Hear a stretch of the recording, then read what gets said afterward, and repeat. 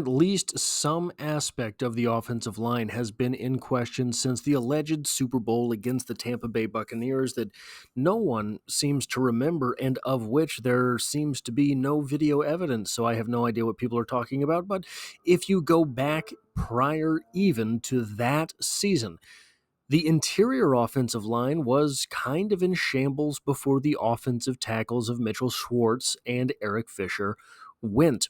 There were a lot of things to be questioned about for that offensive line, and one of the things that I have talked about extensively on this channel going back to the 2019 season is the idea of roster rot. When you are drafting so low for so long, you are last in the waiver wire.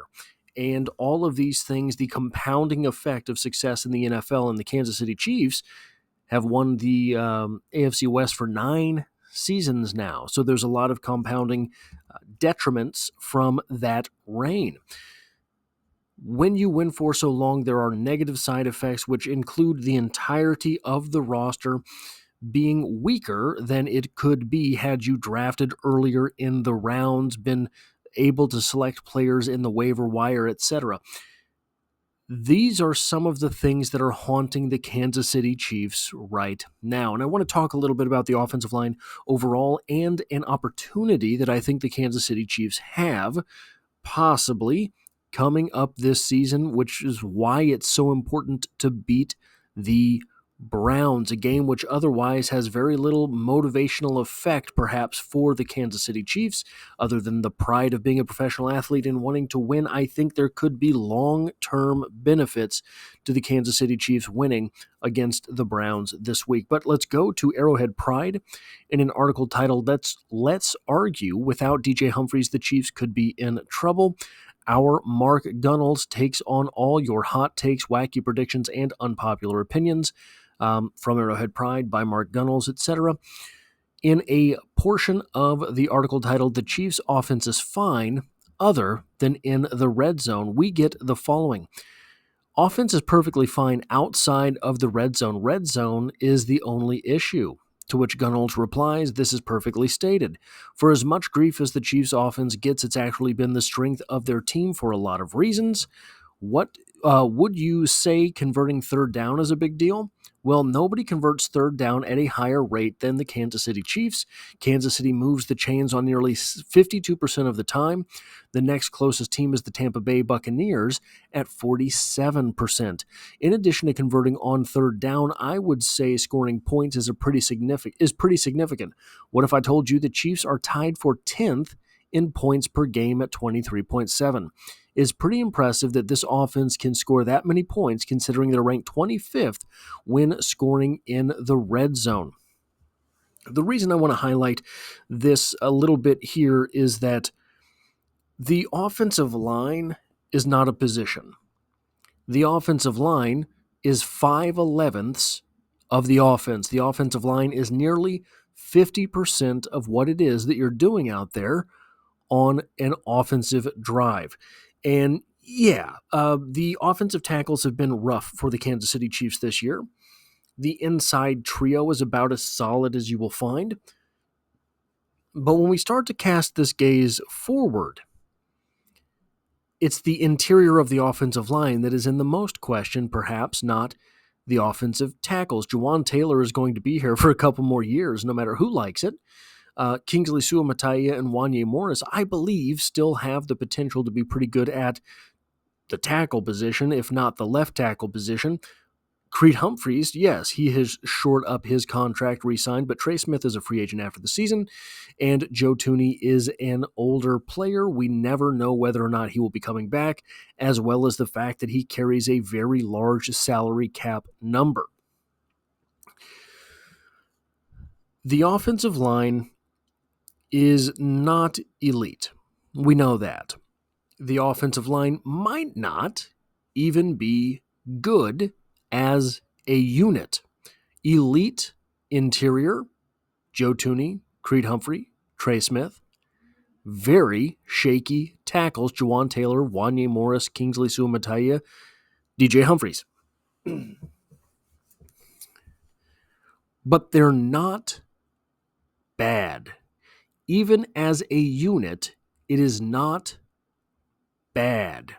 However, it is important to get a few things worked out, and I want to go right down here. This is just the headline from Arrowhead Pride. Probably should not surprise anyone at this point. Chiefs Browns Friday injury report. DJ Humphries is doubtful. Not a surprise, but certainly disappointing. DJ Humphries was signed to hopefully shore things up, and I made the point that when you take into consideration the fact that the Chiefs have kind of suffered at offensive tackle all the livelong season, and DJ Humphries was just getting to the point where he could return to football when the Kansas City Chiefs assigned him, and certainly he almost definitely would have had other options, makes it seem that DJ Humphries was the plan for the Kansas City Chiefs all along, and at the beginning of the season, they said, hey, we're just going to ride with it and see what ends up happening. What ended up happening, not the greatest situation in the world. Still, they find themselves 12-1. But here's where I want to go with this discussion in general. It is important for the Kansas City Chiefs to beat the Browns in order that they still have a chance at the 1 seed before the final game of the year. Right now, any combination of 3, right? The Chiefs are 12-1. The Bills and Steelers are 10-3. Any combination of 3 wins/losses, wins for the Chiefs, losses for the other 2 teams. This gives the Kansas City Chiefs the 1 seed. The Bills play the Lions this week. The Steelers play the Eagles this week. Not stating that either or both of those teams will lose, but there's a chance that they do. So the Chiefs taking care of the Browns game gives them 2 of the 3 that they need. The 2, a loss from each of the Bills and the Steelers, the win from the Chiefs. Should that be the scenario, this would allow the Kansas City Chiefs to take that final week of the season and play the younger guys. Take that final week of the season and have basically 2 bye weeks in a row. That would be extremely big for the Kansas City Chiefs, who had their bye week in week 6 this year. And as I've talked about for years now, the Kansas City Chiefs are playing very long seasons. That wears on a team that is playing as many long seasons in a row as do the Kansas City Chiefs. So I wanted to take a second to look at why this would benefit the Kansas City Chiefs. Here is Kingsley Suamataia. He was a second rounder. You know him. I have his physical attributes on the screen right now. 6'5", 10 5/8 inch hands, that's 76th percentile. A 5'0" is 88th percentile, a 28-inch vertical. His weight of 326 pounds is 78th percentile. He's a big guy. 34.25-inch arms are only 53rd percentile, but 33-inch arms are really what you're looking for here. His broad jump is 110 inches, which is 86th percentile.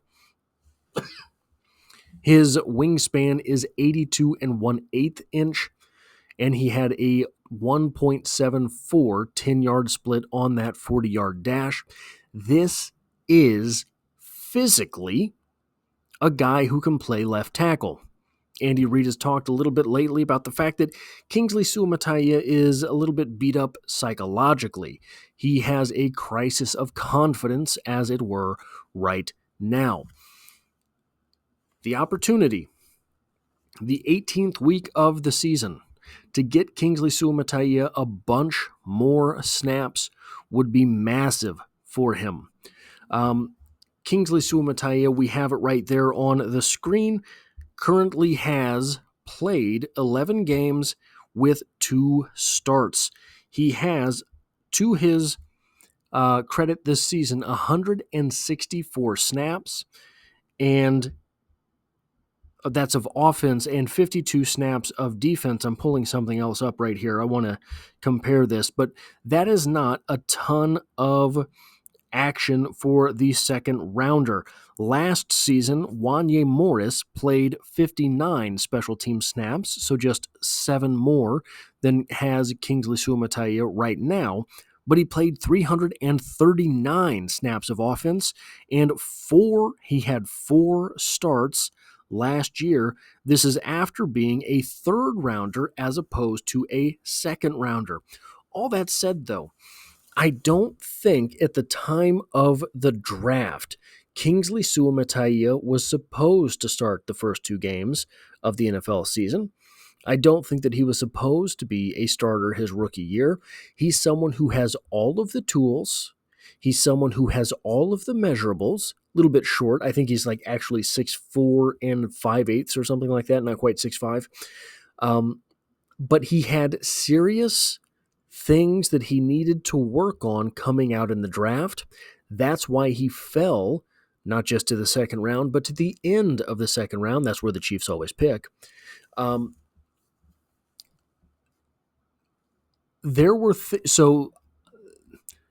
The things that Kingsley had to work on were things that were going to hurt his chances to start as a rookie. Him taking on speed rushers, for instance. I didn't know he was going to be as detrimental to the offense against power rushers, but some of that has to do with technique that he didn't get a whole lot of in college. I do think he has the tools to be a starting tackle in the NFL. You see the athleticism on display with those physical tools there. Now, the next offensive lineman is Hunter Nourzad, who was a 5th rounder, 6'3", 317 pounds. That is 93rd percentile for a center. Very large hands, 10 3/4 inches. That's 89th percentile. 33 1/8 inch arms. That's 63rd. 80-inch wingspan, which is 81st percentile. So you have an 80-inch wingspan with 33 1/8 inch arms. That means that his shoulders are nearly 4 people wide. He has a 5.15 40-yard dash, which is 73rd percentile. That is a good 40-yard dash for an interior defensive lineman. Now, the thing with him is he is a power guy. He is not the fleetest of foot. He has no mobility towards the tackle position. So, him getting on so you see those numbers there, snap counts. He was a 5th rounder, so he does need to develop. He has 0 offensive snaps so far this season and 62 special teams snaps. So he has been on the field in 13 games, but not on the offense. Should he get playing time in a potential 18th week bye week for the Kansas City Chiefs, it could prove massive dividends for the future. Like I said, Creed Humphrey is the only interior offensive lineman on whom we have any type of long-term indicator. I think Trey Smith probably walks this postseason. I do not want him to. He's one of my favorite Kansas City Chiefs because he's so fun to watch on a play-to-play basis. But I think the Kansas City Chiefs just are not in a position right now to be able to spend that type of money on the offensive guard unless Joe Thuney retires. If Joe Thuney retires, that opens up a big spot at the left offensive guard position.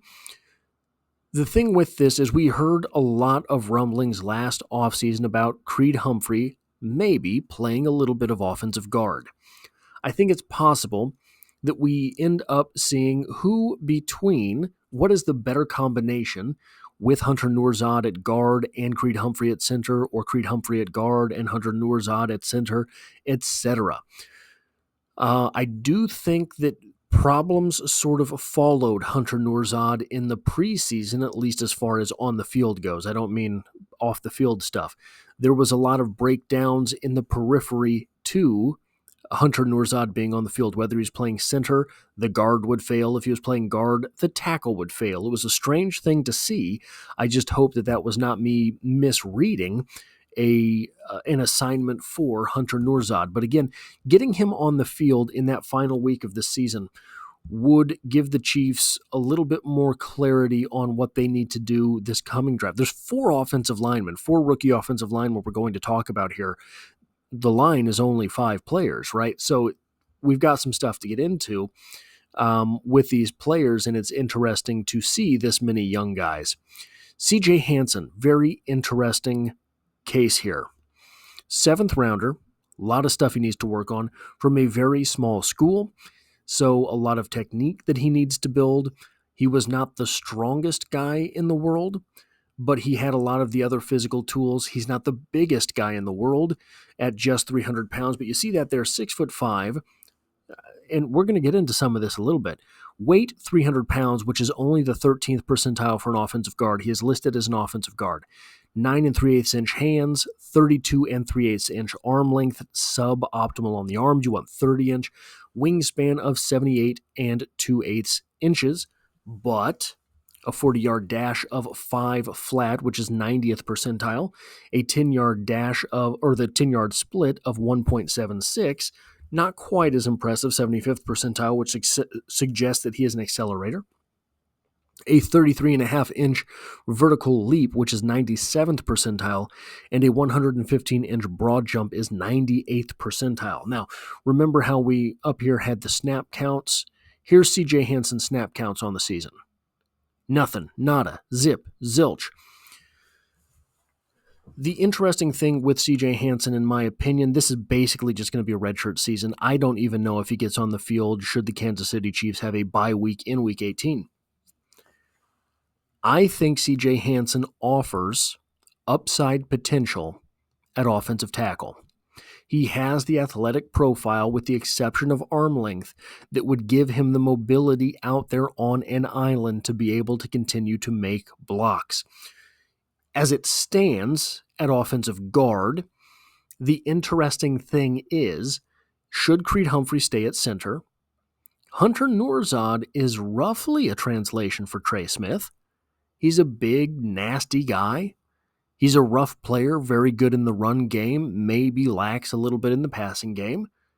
And then CJ Hanson would be your Joe Thuney replacement, very athletic, tall offensive guard who's going to be able to pass set on the inside of the line.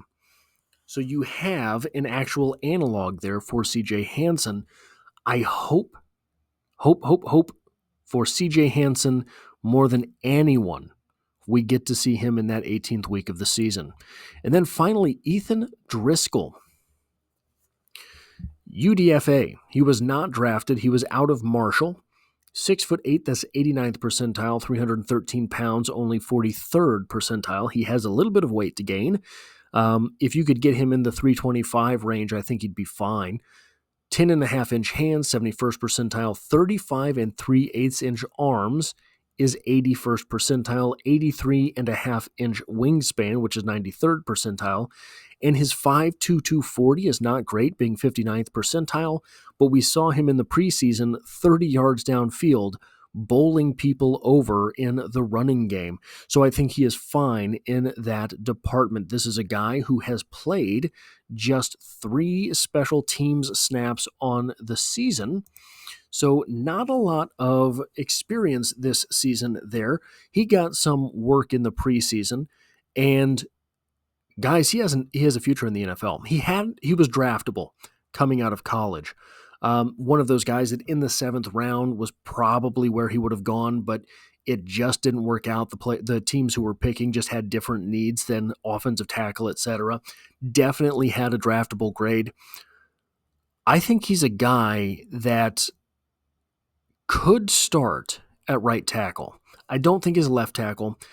And counter to CJ Hanson, who I think has upside at offensive tackle, though he is an offensive guard, I actually think Ethan Driskell has upside, if you will, at offensive guard, though he is an offensive tackle. And you say, whoa, hey, offensive tackle is more important than offensive guard. How can you call moving inside upside? How can you say that is an upward move going to guard from tackle? Well, here's the reason.